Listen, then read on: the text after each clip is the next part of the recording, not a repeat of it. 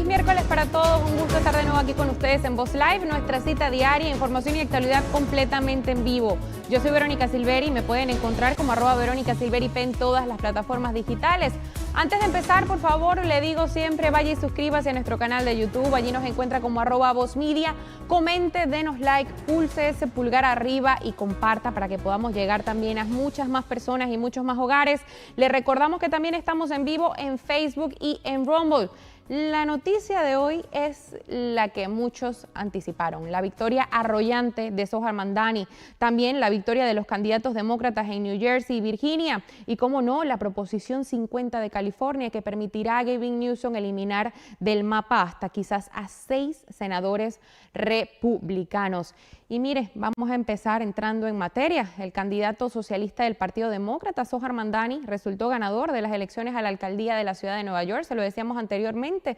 De esta forma, el joven musulmán de 34 años se hace con el mando de la Gran Manzana tras derrotar al candidato independiente Andrew Cuomo y al candidato republicano Curtis Sliwa, quienes en ningún momento representaron una amenaza electoral para una figura política que desde hace meses ya ha enamorado a una buena parte de los neoyorquinos con un discurso tan extremista y populista como carismático, esto hay que decirlo. Alcanzando más del 51% de los votos, Mamdani se convierte en uno de los alcaldes más jóvenes en la historia de Nueva York y reemplaza de esta forma a Eric Adams, que ya durante las primarias suspendió su campaña de reelección ante lo que parecía una empresa imposible debido a su baja popularidad y al ascenso estrepitoso de un Mamdani que en numerosas ocasiones lo criticó por su cercanía a Trump en el tema migratorio. Ahora quiero que escuchemos parte del discurso del día de ayer de Mamdani, donde se enfocó más en un ataque al presidente Trump que realmente en un discurso de victoria dedicado a sus electores. Vamos a escucharlo.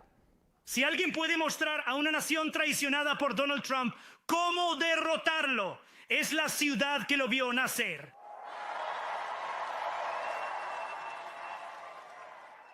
Y si hay alguna manera de aterrorizar a un déspota, es desmantelando las mismas condiciones que le permitieron acumular poder. Esto no es solo cómo detenemos a Trump, es cómo detenemos al próximo. Entonces, Donald Trump, ya que sé que estás mirando... Tengo 4 palabras para ti. Sube el volumen.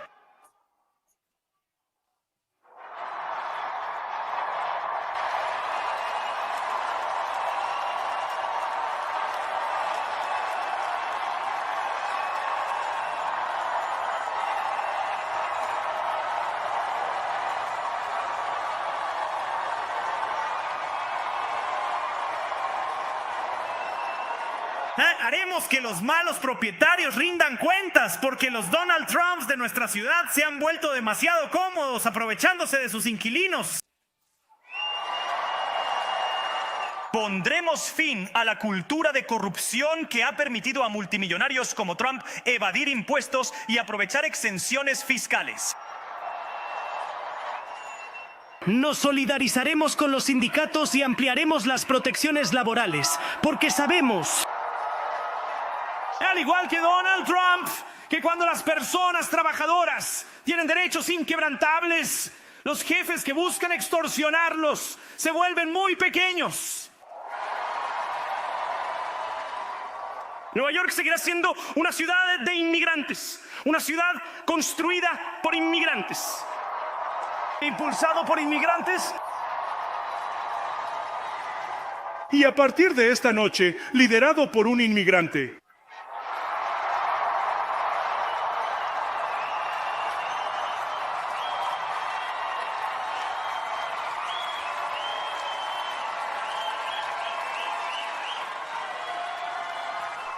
Así que escúcheme, presidente Trump, cuando digo esto, para llegar a cualquiera de nosotros tendrá que pasar por todos nosotros.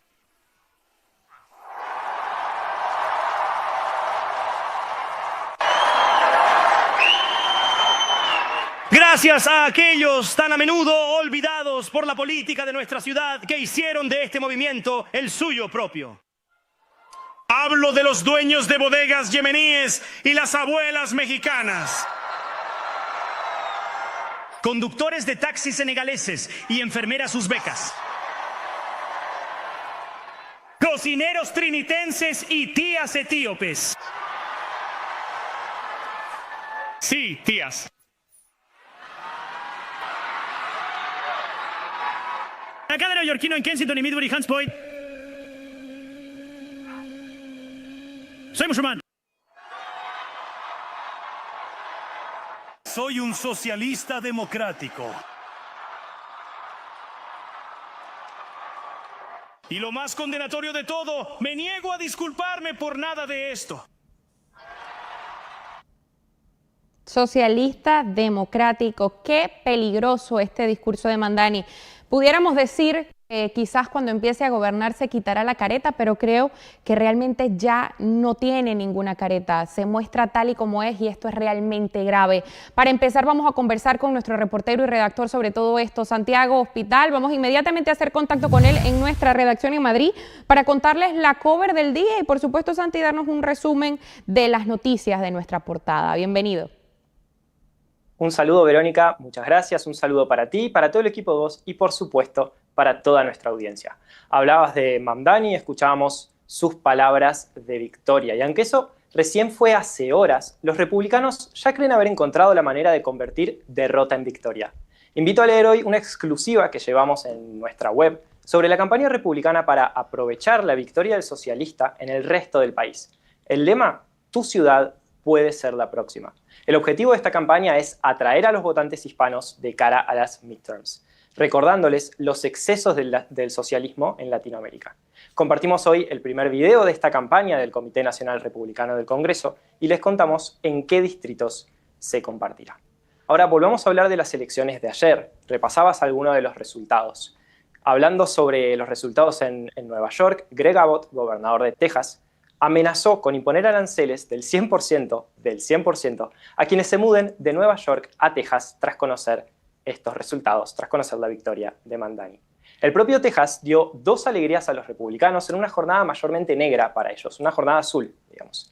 Los votantes aprobaron dos medidas de Abbott para modificar la constitución estatal. Una añade palabras sobre el derecho de los padres a criar a sus hijos, así como también palabras sobre sus responsabilidades. Otra propuesta establece explícitamente que los no ciudadanos no pueden votar. Victoria amargada, sin embargo, en Texas, por el resultado del distrito congresional número 18. 16 candidatos se disputaron allí el escaño del fallecido Sylvester Turner.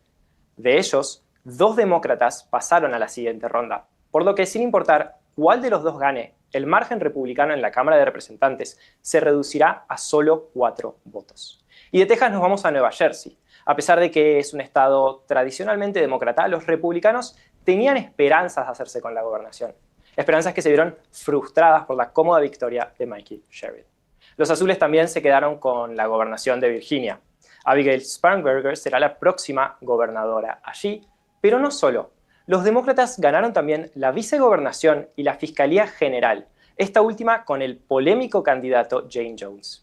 Además, voltearon 13 escaños en la Cámara de Delegados de Virginia. Esto último, explicamos hoy en nuestra web, podría abrir el camino a un redibujo de los mapas electorales, algo a lo que la gobernadora electa ya se mostró favorable. Y hablando de mapas electorales, tenemos que hablar, por supuesto, como decías antes, de California. Allí, como se esperaba, se aprobó la Proposición 50. La Proposición 50 permite al gobernador estatal redibujar los mapas electorales. Redibujados estos mapas, los demócratas ganarán, como decías, hasta 6 escaños en el Congreso de cara a las midterms. Atención, sin embargo, porque los republicanos podrían llevar esta iniciativa ante la justicia, como ya insinuó el presidente Trump.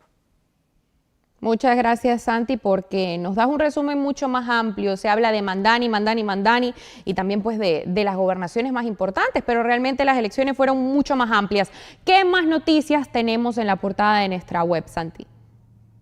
Así es un día con muchísima política. Seguimos hablando entonces sobre estos temas, porque informamos hoy de que estamos transitando en este mismo momento, mientras hablamos, el cierre del gobierno más largo de la historia, que sigue sumando minutos, sigue sumando horas. El récord anterior lo tenía el primer gobierno de Trump, con 35 días. Esa marca fue superada después de que los demócratas bloquearan por decimocuarta vez, una financiación provisional republicana. Recordemos que ante la parálisis en el Congreso, Trump llamó a terminar con el filibusterismo en el Senado. Esto permitiría no solo reabrir el gobierno, sino también aprobar otras propuestas en la agenda del gobierno. Me encantó el énfasis, 14ª vez, para que también a la audiencia le quede claro todo lo que están haciendo los demócratas. ¿Qué otra noticia tenemos en la web, Santi? Creo que nos vamos para Europa ahora, ¿no? Así es, nos vamos para Francia. Un conductor atropelló ahí a peatones y ciclistas en la isla de Orleón, una isla ubicada en su costa atlántica. 10 heridos dejó el atropello, 4 de ellos en estado grave. El conductor gritó "Alá es grande" antes de ser detenido. Aunque de momento se desconocen más detalles sobre su identidad, las autoridades confirmaron que tiene 30 años, así como que también tiene antecedentes penales por delitos comunes como robo y conducción bajo los efectos del alcohol. El suceso todavía se encuentra bajo investigación. Seguiremos informando a medida que se conozcan, por supuesto, más detalles. ¿Y qué más tenemos? ¿Terminamos con algo hoy un poco más ligero, Santi? Por supuesto, invito a leer hoy también, que llevamos en nuestra web, un reporte sobre los hábitos que llevan adelante multimillonarios para ser siempre jóvenes, en esta carrera ya en contra del envejecimiento y hasta cierto punto, en palabras de algunos, en contra de la misma muerte. Hábitos un poco perturbadores algunos, que incluyen medicamentos experimentales, pero que sin embargo son interesantes de leer, que invitamos a leer en nuestra web, pero no a probar, por supuesto. Qué bueno, Santi, qué bueno. Muchísimas gracias, Santiago Hospital, por acompañarnos el día de hoy. Muchas gracias también por darnos todo ese resumen tan bueno de lo que fueron las elecciones del día de ayer, porque lo vuelvo a repetir, mucho se habla de Nueva York, se habla de Virginia, pero realmente las elecciones fueron también en muchos más lugares, entonces esto es algo realmente importante resaltarlo. Muchísimas gracias, Santi.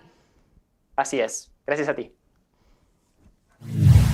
Y vamos ahora mismo con nuestra segunda invitada del día, Gabriela Peroso. Ella es periodista, analista y presidenta de América Hispana. Gaby, vamos a conversar sobre todo esto que está pasando en la actualidad, ¿no? En el panorama nacional. ¿Cómo interpreta estas derrotas en estados clave como Virginia y Nueva Jersey solo 10 meses después de la reelección de Trump? A pesar, también quiero resaltar esto contigo, de que se preveía todo esto, ¿no? Hola, como siempre un placer estar aquí junto a ustedes. Gracias. Yo creo que podemos hacer dos visiones. Es chévere analizarlo como una derrota siempre y cuando lo que tomes de esa derrota sean lecciones y acciones para implementarlas desde ya. Escuchábamos al presidente Donald Trump diciendo, bueno, cuando se vayan las cámaras y se vayan los periodistas, vamos a analizar lo que pasó y qué es lo que vamos a hacer. Allí yo sí tomaría la palabra derrota, pero si lo vemos en líneas generales, si bien las encuestas se pueden haber equivocado, no necesariamente es una gran pérdida para los republicanos, tomando en cuenta que sobre todo en New Jersey y en Nueva York se trataba de estados demócratas que no van a cambiar por arte de magia. En esos estados perdió el presidente Donald Trump, quien es la figura principal, y también en Virginia perdió el presidente Donald Trump, es decir, son bastiones demócratas, sin embargo, sí le arrebataron entonces una de esas gobernaciones a un gobernador republicano. Pero si lo vemos en frío, si él sigue siendo entonces la figura principal, no necesariamente es una derrota, es la reafirmación de esos estados liberales que continúan entonces compartiendo un pensamiento y edificando entonces lo que sería el tema demócrata. Yo sí creo que en esta ocasión los demócratas fueron mucho más hábiles en atender el tema del costo de la vida, de lo costoso que es vivir en Estados Unidos actualmente, que lo venimos heredando sobre todo de la administración de Joe Biden, porque en 9 meses no puedes cambiar la realidad de un país, sí la puedes hacer en 4 años, tal y como sucedió con Joe Biden. Esa podría ser una de las lecciones aprendidas. Tiene que haber entonces un discurso un poco más práctico, relacionado siempre al bolsillo del estadounidense, y ese fue uno de los discursos que utilizó el presidente Donald Trump y que estos candidatos no pudieron repuntar. Y justamente eso era lo que te iba a preguntar, Gaby, ¿no? Hablando más en de factores locales como la economía y la inmigración. Hablando de discurso, ¿crees que los candidatos demócratas se apoyaron en todo esto? ¿Lo utilizaron en su campaña como arma política, por así decirlo, para poder ganar las elecciones? ¿O crees que todo esto refleja más un rechazo a las políticas del presidente? Mira, yo creo que a nivel local apunta más a ese tema. Una de las Claro. grandes fortalezas que ha tenido el presidente Donald Trump, sobre todo por lo que construyó durante su primera administración, era el tema de que él sabe manejar la economía mucho mejor y las encuestas en el pasado, en el presente y seguramente en el futuro cercano van a seguir reportando que los ciudadanos estadounidenses confían más en el Partido Republicano a la hora de manejar la economía.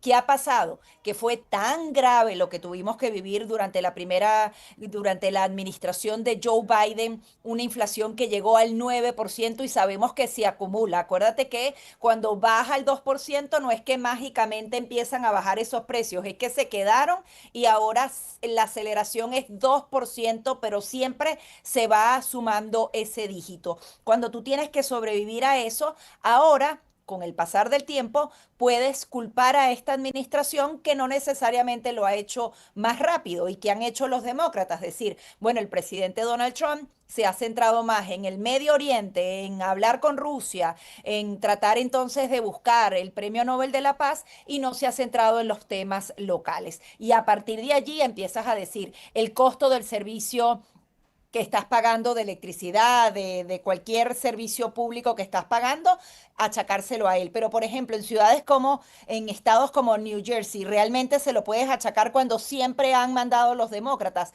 ¿Cómo decirle a los ciudadanos, y lo hicieron con éxito, que están pagando mucho y que su calidad de vida se ha deteriorado y que ellos son la alternativa cuando ellos siempre son los que han mandado? Entonces, es distinto analizar la realidad de Virginia. En Virginia particularmente también es, pegó, yo creo, todo el tema del Dodge. Muchas de las personas que fueron despedidas de lo que sería ese Claro. plan para reducir el gobierno, otra de las promesas de campaña, vivían en Virginia. Eso creo que jugó también en contra del candidato republicano, pero algo muy distinto es el fenómeno de Zohran Mamdani en Nueva York. Ahí ya hay otra ilusión y otra fantasía que están viendo los jóvenes y algunos votantes, y yo creo que hay que sacarlo incluso del molde de la figura del presidente Donald Trump. Ahí normalmente van a votar contra él, pero este hombre ha creado una nueva ilusión, un nuevo cuento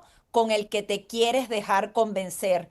Y a partir de ahí cualquier cosa puede pasar. Entonces, ¿No? Y son distintos todo, dependiendo de cada uno. justamente íbamos a tocar el tema de Mamdani, ¿no? Con su perfil de socialista democrático, como dice él mismo que es, ¿no? Pudo derrotar fácil a los demás candidatos. Sabemos muy bien cómo es la ciudad de Nueva York, sabemos muy bien lo diversa que es, pero ¿cómo es posible que esto suceda? Y más cuando Mamdani agarra popularidad es de enero para acá, o sea, ha sido en este año. Muy buena propaganda, se hizo buena publicidad también él mismo.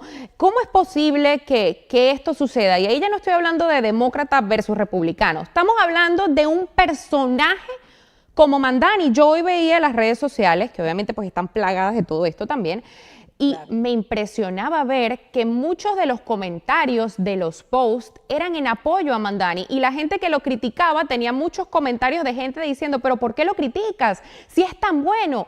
Entonces, ¿qué se puede decir? ¿Qué piensas tú de todas estas personas que creen este tipo de discurso?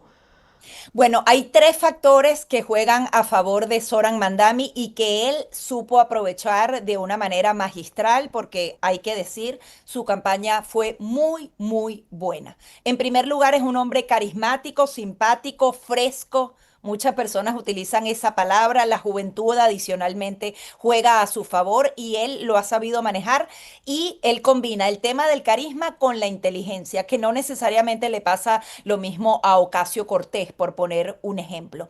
En segundo lugar, tiene agenda, tiene ideas concretas, claras, que adicionalmente son las promesas y ese encanto de sirena que han aplicado en el mundo entero y que normalmente la gente no se resiste cuando sobre todo no conoce de socialismo, aunque hay personas que conocen de socialismo e igual lo están apoyando. Y en tercer lugar tiene a ese enemigo. Normalmente en las campañas políticas siempre tienes que tener a un adversario. Y él dibuja ese adversario en la figura de Donald Trump, pero también en la figura del capitalismo, del capitalista que te ha explotado toda la vida, que se ha aprovechado de ti. Cuando ves la segunda parte de lo que él le decía directamente al presidente Donald Trump, lo dibuja como un evasor de impuestos, lo dibuja como un casero, como alguien que explota las rentas y sus propiedades en contra de los trabajadores y adicionalmente entonces ese hombre que edificó su poder y edificó su riqueza a costa del trabajador. ¿Y qué dice? Y ahí está la reafirmación de que él va contra el capitalismo y por tanto es socialista y es comunista. Él dijo, hay que desmantelar ese sistema que hizo a Trump o a los represores del pueblo ricos y poderosos. Cuando tú lo ves así y alguien no lo entiende, es Sí. exactamente lo mismo que pasa con nuestros países, porque hay ciertos socialistas en Europa en donde no necesariamente atacan el aparato. Aquí va directamente contra el aparato productivo nacional, el capitalismo que ha hecho a esta nación la primera nación del mundo y el que no lo entienda así es increíble. Lo que yo no puedo entender es que hayan latinoamericanos o gente de nuestro Ujú. país particularmente que estén aplaudiendo estas ideas cuando son exactamente las mismas, Verónica, que nos hicieron lamentablemente abandonar nuestro país. Esa Y parte, curioso, Gaby, curioso también voy a interrumpir, como habla de la propiedad privada, como habla de los malos inquilinos, a los malos, a los malos inquilinos no, a los malos propietarios, los malos propietarios, los malos propietarios. Qué peligroso es cuando habla de los malos propietarios y de todas las acciones que puede tomar en contra de los malos propietarios. ¿Cuáles son esas acciones? ¿Cuáles serán esas acciones? Esto era algo que quería acotar porque realmente me llama mucho la atención porque puedes ver su intención escondida detrás del discurso que atenta contra la propiedad privada. Pero vamos ahora con otro asunto. Hace momentos veíamos parte del discurso amenazante de Mamdani a Trump. No, sabemos que Nueva York es una ciudad de inmigrantes. Vamos a ver, Gaby, qué fue lo que dijo y lo analizamos. Nueva York seguirá siendo una ciudad de inmigrantes, una ciudad construida por inmigrantes. Por inmigrantes. A partir de esta noche, liderada por un inmigrante.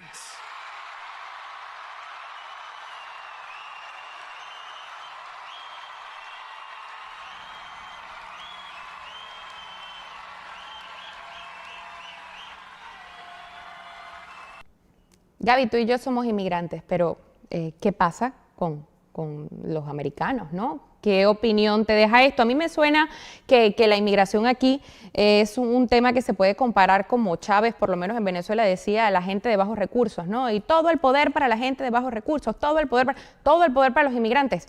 ¿Es Estados Unidos? ¿Es bueno, Nueva es York? parte, sí, es parte de la división que quieren crear y esto apunta particularmente al presidente Donald Trump y lo he estado diciendo en algunos de los análisis, así como hay que atender el tema económico que lo están aprovechando los demócratas de una manera hábil, porque hay que decirlo, también la administración de Donald Trump, si bien fue su promesa de campaña, tiene que manejar una respuesta adicional a las acciones con respecto a los migrantes, porque una cosa es una gran cantidad de personas que vinieron ilegales, que fueron a la frontera intencionalmente y violaron la ley, y otra muy distinta son personas que vinieron legalmente aquí, que pidieron asilos políticos, que luego tuvieron la protección a través de un TPS, que no han violado la ley y en este caso en particular su estabilidad está viéndose amenazada y el sistema de Estados Unidos les falló, porque hay algunos que tienen 8, 10 años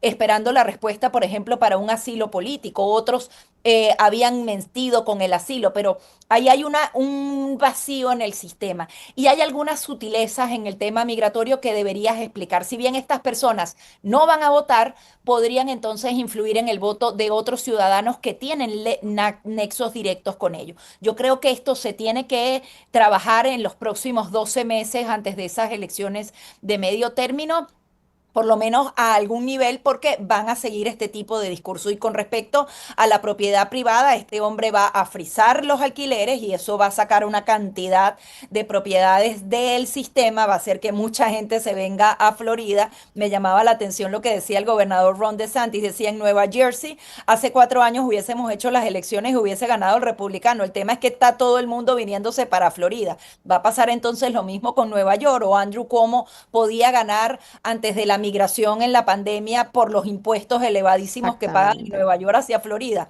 Es una pregunta que nos tenemos que hacer. Ojalá que los que puedan resistirse a estas políticas se queden en esos lugares, entonces tratando de defender sus terrenos para que el socialismo no se los coma.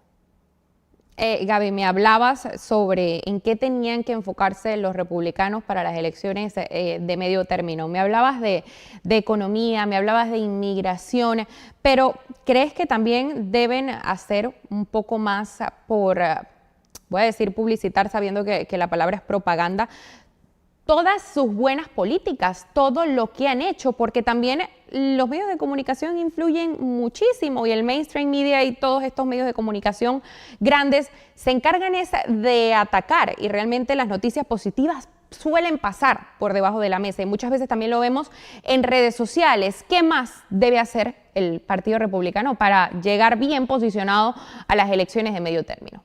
Mira, yo creo que el Partido Republicano definitivamente tiene que hacer más en inglés y en español para publicitar estas políticas, pero particularmente rescato el trabajo excepcional que hace la Casa Blanca para que la gente tenga en tiempo real cada uno de los logros de esta administración.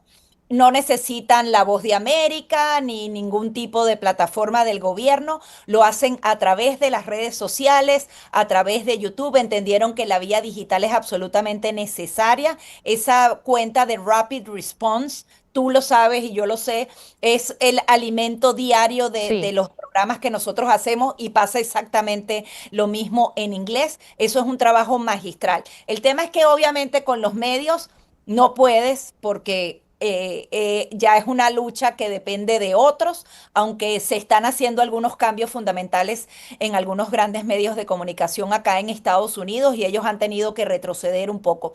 Esa lucha y esa batalla contra el presidente Donald Trump va a continuar. Yo creo que ellos sí lo están publicitando. Quizás los republicanos tienen que tratar de ayudar a los otros para que no solamente sea la figura del presidente Donald Trump, sino de todos esos funcionarios electos que tienen, o ellos replicar entonces en sus estados lo que pasa en el Ejecutivo federal. Nunca es suficiente la información, siempre hay que estar entonces a la vanguardia de la rapidez que ahora con la que se consume la información, así que siempre va a ser bueno entonces que hayan campañas informativas. Por ejemplo, con el tema migratorio, yo a la Secretaria de Seguridad Nacional le haría una campaña específica para explicar entonces algunas de estas acciones y bajar un poco ese impacto negativo que pueden tener estas acciones, que a fin de cuentas es un tema humano, o sea, es una conexión humana que puede establecer cualquier ciudadano, ni siquiera solo los hispanos, sino incluso los americanos.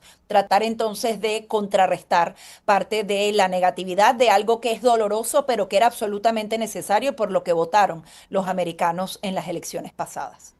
Así es, Gaby. Sin duda alguna, la administración Trump, si de algo se encarga, es de responder. Y podemos ver la comparación también en la cantidad de ruedas de prensa que hay ahora con las que había la administración pasada. Muchísimas gracias, Gaby Peroso, por acompañarnos el día de hoy. Gracias a ti, siempre un placer estar aquí. Muchas gracias, Gaby. Y a usted ya le tenemos la encuesta del día de hoy. ¿Considera que los republicanos han fallado en gestionar candidatos en ciudades como Nueva York? Allí tiene 2 respuestas, sí o no. Recuerde que leeremos esta encuesta y sus resultados al final de nuestro en vivo. Nosotros vamos a ir ahora a escuchar al speaker de la Cámara de Representantes, Mike Johnson. Les decíamos que el gobierno sigue cerrado y esta fue su rueda de prensa diaria. Vamos a verlo y volvemos.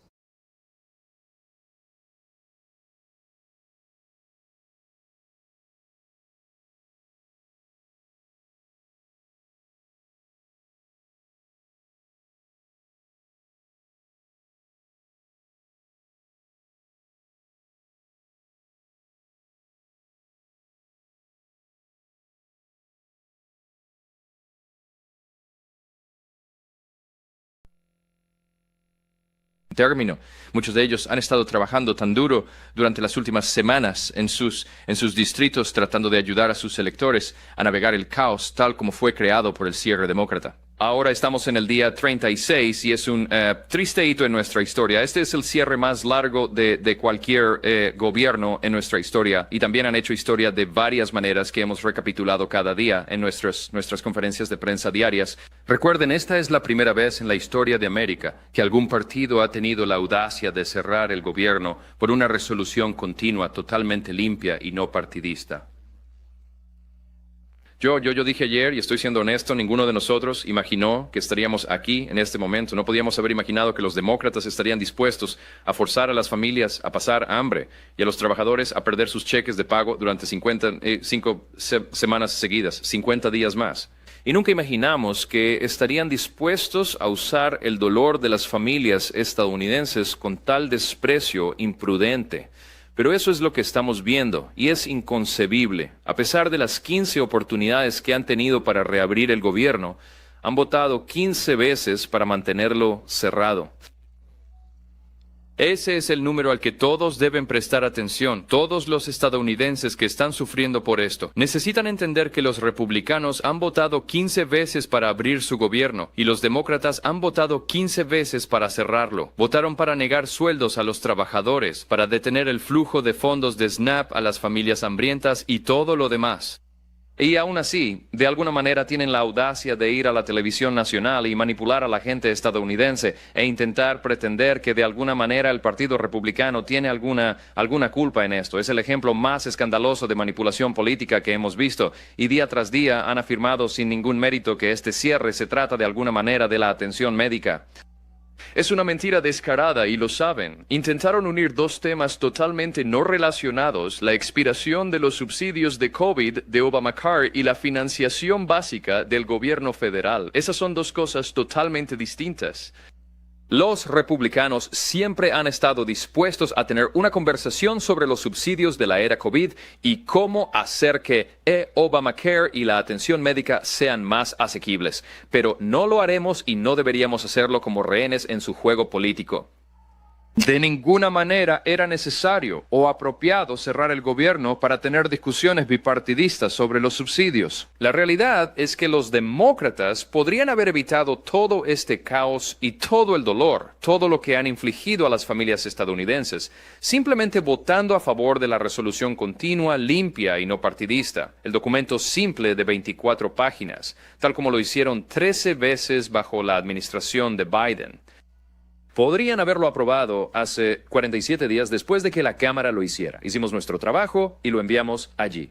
Y habríamos tenido todas estas negociaciones y continuado. Yo voy a concluir esto y decirles de nuevo por qué. La gran pregunta es ¿por qué? ¿Por qué los demócratas tendrían la audacia de hacer esto? Como resumimos tan simplemente ayer, y lo haremos todos los días, están motivados por el miedo. Los demócratas cerraron el gobierno por miedo. Nunca han tenido más miedo en ningún momento que ahora. Saben, como todos nosotros, lo que muestran sus propias encuestas, que el liderazgo del Partido Demócrata es el más impopular entre los miembros de su propia base demócrata. Y lo vimos en las elecciones de anoche. La vieja guardia está tratando desesperadamente de usar este cierre para mostrar al ala marxista radical de su partido que pueden parecer duros frente al presidente Trump. Eso es porque el nuevo centro de poder de la izquierda no son los moderados, son las AOCs y los Bernie Sanders y los Mamdanis del partido.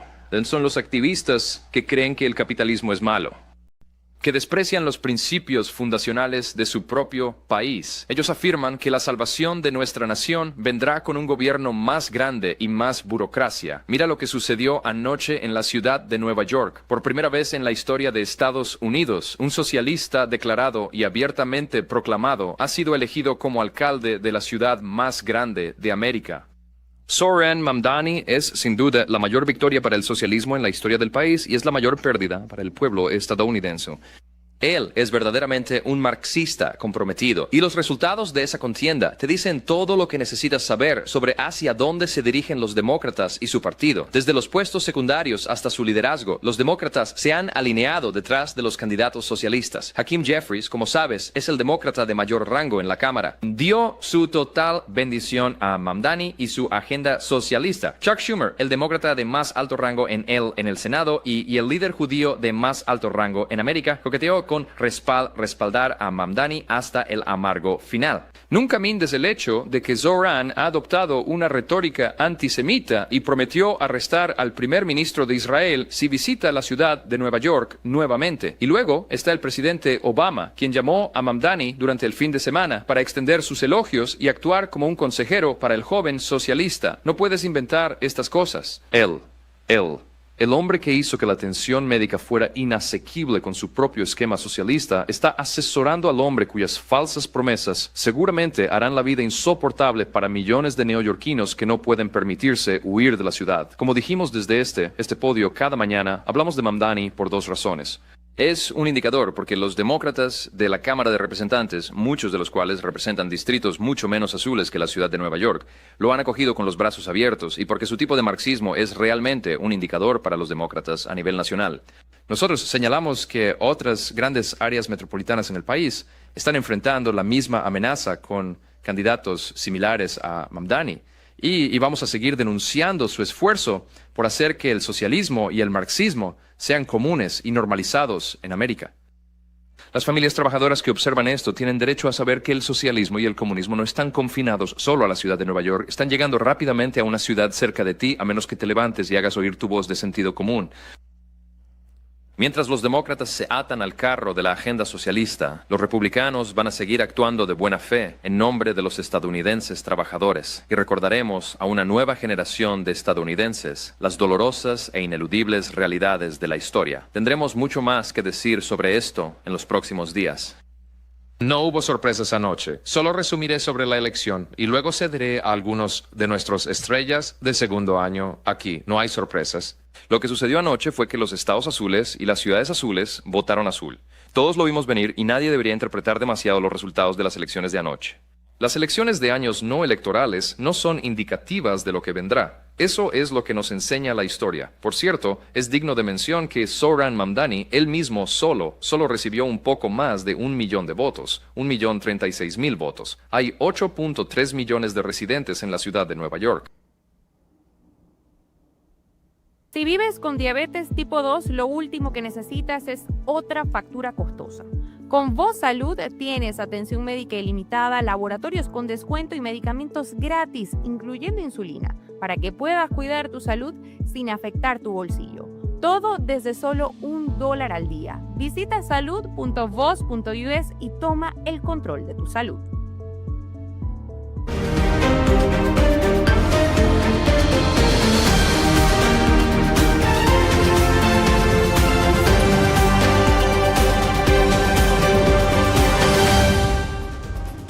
Estamos de regreso, escuchábamos anteriormente al speaker Mike Johnson hablando sobre el cierre de gobierno en su rueda de prensa diaria y ahora le damos la bienvenida en este momento a Jaime Flores, jefe de comunicaciones para hispanos del Partido Republicano. Jaime, bienvenido, muchísimas gracias por acompañarnos en este espacio y lo primero que te pregunto es cómo amanece el Partido Republicano después de los resultados de ayer, por mucho que se habló, por mucha encuesta que se vio anteriormente, claro era, pero cómo amanece el partido después de ya ver certeros los resultados. A ver, yo creo que el partido amanece bien, es decir, nosotros no teníamos ninguna expectativa de ganar elecciones en estados que son predominantemente y han sido predominantemente demócratas. Estamos hablando de New Jersey, estamos hablando de Virginia. Había algunas posibilidades remotas, pero la verdad es que pues, los números no acompañaban muy bien. Se hizo un esfuerzo significativo.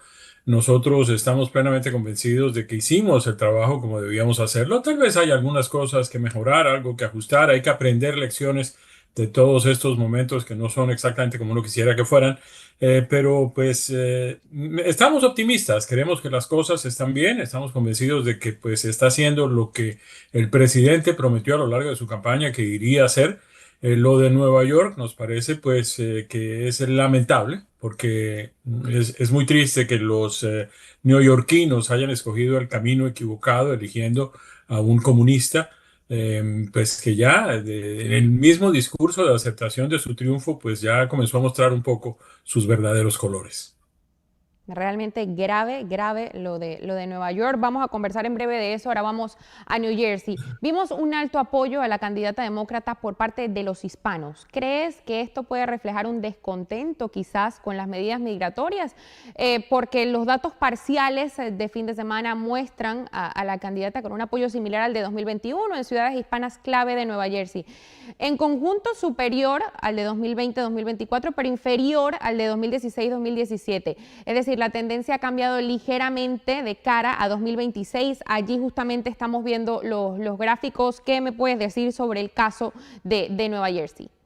A ver, si eso es así, habría que analizar en detalle cómo se producen estos conteos, pues es una lección que habría que aprender. Yo creo que hay cosas que pueden corregirse, no son muy difíciles de corregir. Lo que hemos dicho recurrentemente es que creemos que lo que viene haciéndose por parte del presidente y de la administración Trump es lo que se prometió en la campaña que se iba a hacer, de manera que pues en lo que tiene que ver con el fondo, pues creemos que estamos en lo correcto. Tal vez en la forma hay algunos ajustes que todavía se pueden hacer con cara de cara a las elecciones del año que viene, donde las cosas que están en juego son mucho más trascendentales que en esta elección de anoche. Y si hay que hacer ajustes, pues habrá que hacerlos. Nosotros estamos plenamente convencidos de que tenemos las condiciones de resolver, de corregir el rumbo que haya que corregir.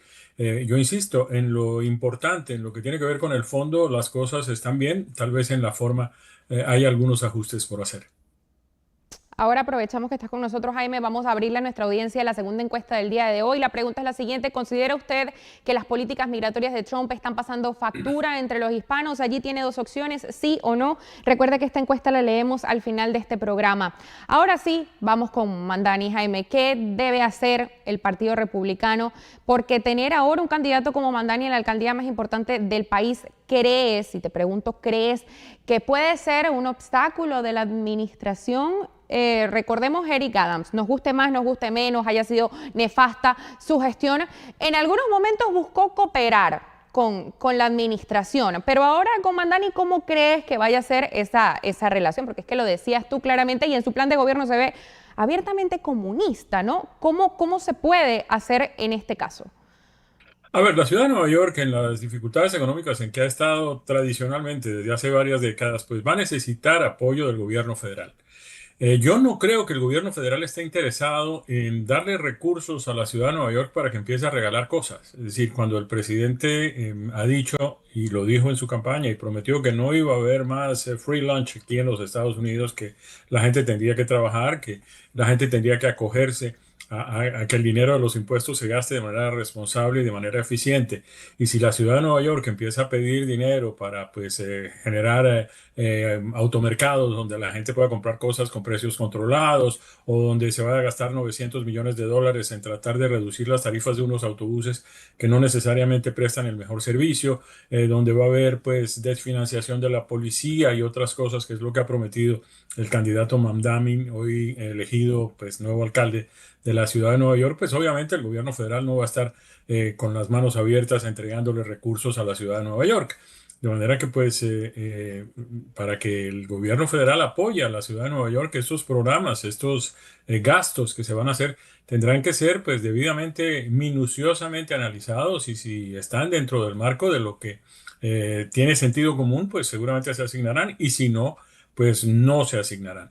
Lo que hemos visto históricamente en varios continentes, además, es que cuando este tipo de cosas se producen, seguramente la gente recuerda cuando ganó la revolución en Cuba en el año 59, cuando ganó Hugo Chávez en Venezuela en el año 98, cuando ganó Gustavo Petro en Colombia hace apenas 3 años, hubo mucha euforia, mucha alegría, al fin, un cambio. Llegó la hora de que finalmente tengamos nuevos modelos para nuestro gobierno.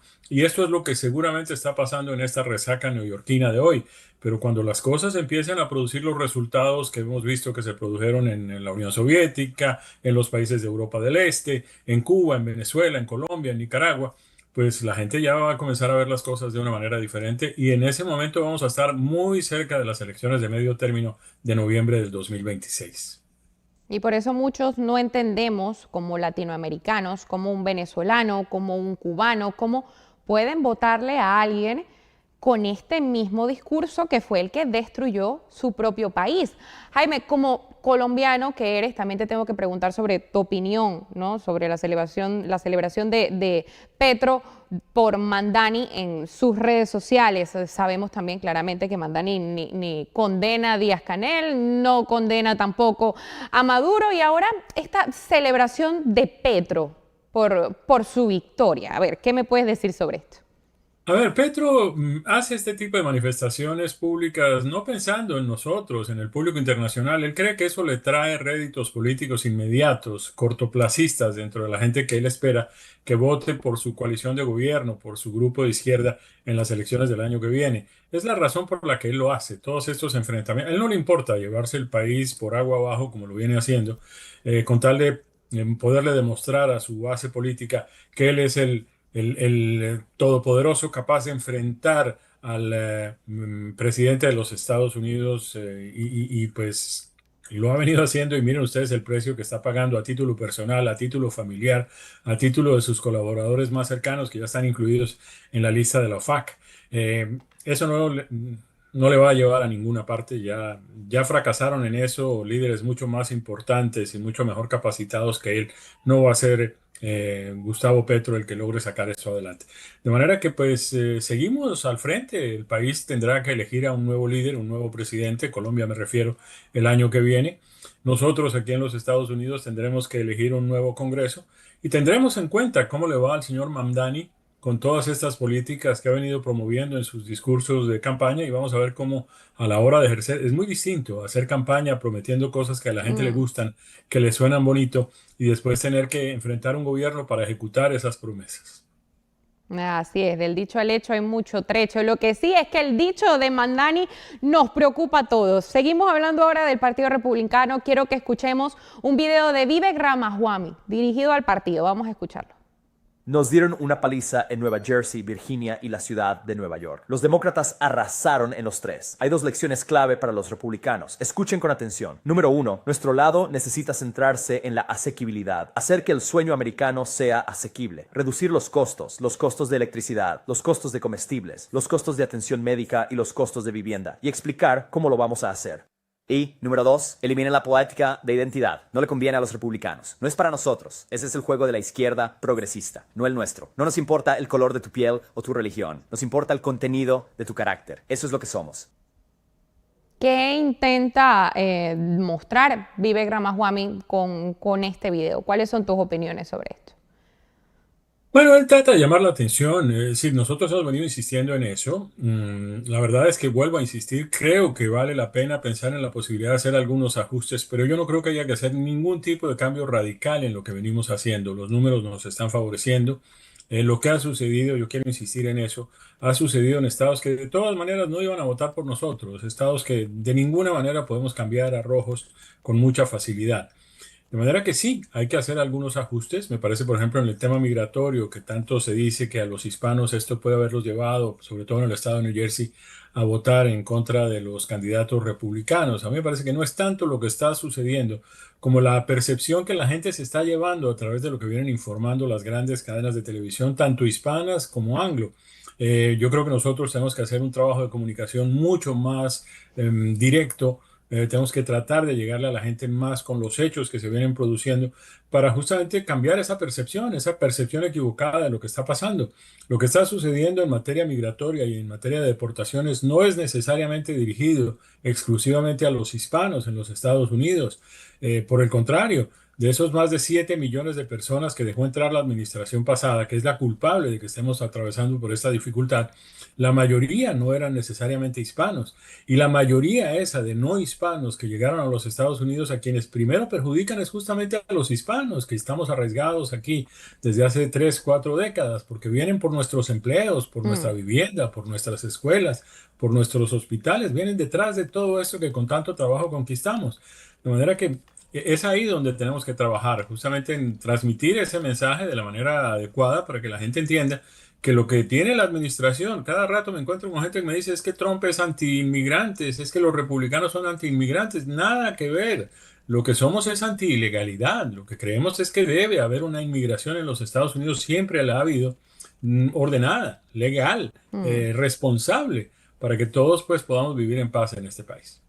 Y además, siempre lo digo, no es solamente Estados Unidos el único que exige este tipo de cosas. Si tú vas a un país de Europa y te quedas más del tiempo que te debes quedar, también estás ilegal. Aquí hay que hacer un proceso para poder entrar y se tienen que cumplir las leyes. Pero, Jaime, por último, vamos a cerrar con esto. Estamos ya en el cierre de gobierno más largo de la historia.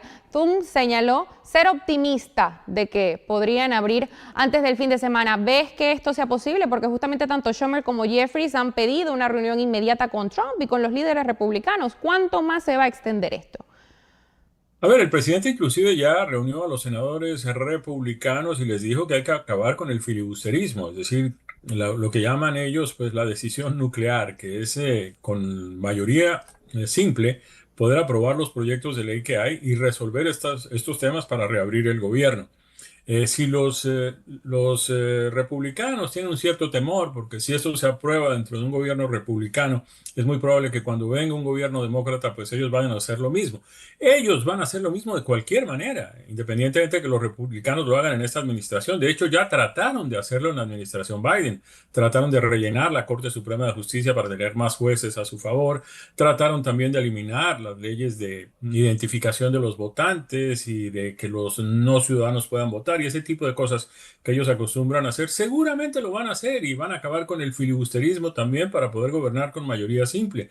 De manera que en este momento, cuando pues tanta gente, cientos de miles de estadounidenses están pasando dificultades por una decisión política que no les concierne directamente, pues es hora ya que los republicanos tomen medidas un poco más drásticas y resuelvan este problema. Yo tengo la esperanza de que una vez los demócratas, los senadores demócratas, se den cuenta de que los republicanos tienen esta herramienta a mano y están interesados en usarla, pues finalmente lleguen al sentido común y finalmente 4, 5 o 6 de ellos decidan votar por la resolución continua que aprobaron los republicanos en la Cámara y que han rechazado ellos mismos 14 veces en el Senado.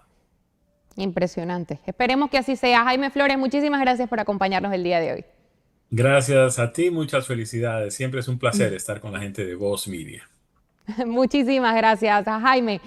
Vamos ahora con más noticias. El secretario de Guerra, Pete Hegseth, informó anoche que otra embarcación fue dada de baja en el Pacífico y alegó en su post que los servicios de inteligencia confirmaron que el buque estaba involucrado en el contrabando de estupefacientes, transitando por una ruta conocida de narcotráfico y transportando estupefacientes. El ataque se llevó a cabo en aguas internacionales del Pacífico Oriental. Ningún miembro de las fuerzas estadounidenses resultó herido en el ataque y 2 narcoterroristas varones que se encontraban a bordo del buque murieron. Localizaremos y destruiremos todas las embarcaciones que intenten traficar drogas a Estados Unidos para envenenar a nuestros ciudadanos. Proteger la patria es nuestra máxima prioridad. Ningún terrorista del cártel tiene la más mínima oportunidad contra las Fuerzas Armadas estadounidenses. Estas fueron sus declaraciones. Y al menos 7 personas murieron y varias más resultaron heridas luego de que un avión de carga de UPS se estrelló el martes poco después de despegar del Aeropuerto Internacional de Louisville en Kentucky. El avión explotó en llamas al impactar contra negocios cercanos al aeropuerto, generando una enorme columna de humo negro sobre la zona. UPS había informado en un comunicado que 3 miembros de la tripulación estaban a bordo de la aeronave sin confirmar si había víctimas mortales o heridos. La Administración Federal de Aviación informó que el vuelo 2976 de UPS se estrelló hacia las 17:15 horas locales, 5:15 de la tarde, e identificó la aeronave como un McDonnell Douglas MD-11 que partía de Kentucky con destino a Hawái. Una grabación del sitio del accidente mostró una gran cantidad de escombros mientras bomberos combatían el incendio. Un edificio cercano parecía tener algunos daños causados posiblemente por el accidente. La causa de este accidente está bajo investigación de la Junta Nacional de Seguridad en el Transporte y de la FAA. Por supuesto, les iremos actualizando todo lo que sepamos sobre este accidente. Vamos ahora con las lecturas de la encuesta, las dos encuestas, que le realizamos el día de hoy. La primera pregunta fue: ¿considera usted que los republicanos han fallado en gestionar candidatos en ciudades como Nueva York, es decir, ciudades tradicionalmente demócratas? Un 89% de todos ustedes nos dijeron que sí y un 11% dijo que no. Ahora, la otra pregunta que le realizamos fue la siguiente: ¿considera usted que las políticas migratorias de Trump están pasando factura entre los hispanos? Y aquí sus respuestas: sí, un 53% de todos ustedes, y no un 47%. Y ya llegó el momento de irnos. Recuerden hoy sintonizar a las 8 p.m. el noticiero de Voz News con Karina Yapor, donde tendremos el cierre noticioso del día y el resumen de la presentación del presidente Trump hoy en el American Business Forum. Nos puede ver en YouTube, allí nos encuentra como Voz Media, en Rumble y en Facebook, también en redes sociales, allí nos consigue como Voz Media. Yo soy Verónica Silveri. Muchas gracias por sintonizarnos.